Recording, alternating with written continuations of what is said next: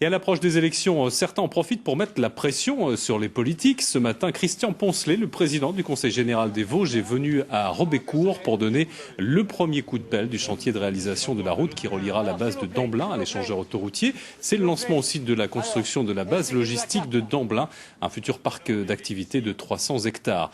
Christian Poncelet qui a donc été interpellé par des opposants au projet de décharge sur le site de Fénessières, tout proche. Des militants s'étaient donné rendez-vous sur place pour l'interpeller sur ce dossier.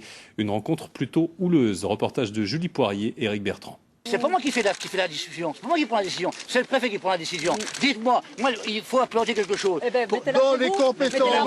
Pas dans un village avec 80 habitants. Mais si vous la mettez chez moi, ils la mettront chez moi. Tant mieux, allez-y. Allez-y. Non, je prendrai les gens comme vous, je les mobiliserai, je dirai nous en avant. Et où mettez les ordures. Vous ne me crachez pas la figure, gardez vos distances. L'un réfute toute responsabilité, les autres l'accablent de mauvaise foi. On est loin de l'entente cordiale et bien plus proche du dialogue de sourds. Nœud de la discorde, le projet d'une entreprise industrielle, Villers Service, d'installer un centre d'enfouissement des déchets sur le site de Fénessières, là-haut, 130 hectares à proximité du village. Pour l'instant, rien de signé, mais les habitants ne se disent pas dupes. Dans un an, la décharge de Ménarmont, près de Rambervillers, sera fermée. Il faudra bien la remplacer, mais où?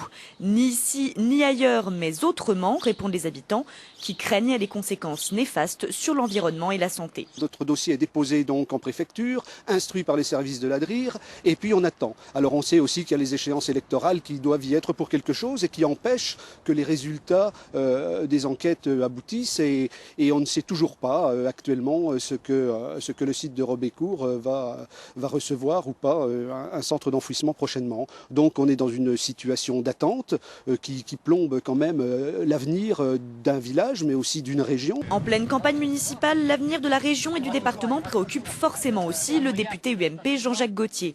Présent sur le site de Robécourt, fidèle aux côtés de Christian Poncelet, face aux militants, il fait pourtant discrètement entendre un autre son de cloche que le président du Conseil général.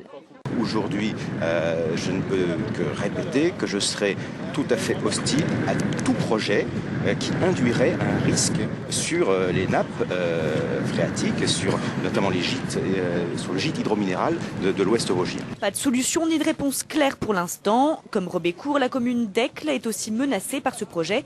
Les militants anti-décharge des différents cantons se soutiennent et ne comptent pas lâcher la pression auprès des élus.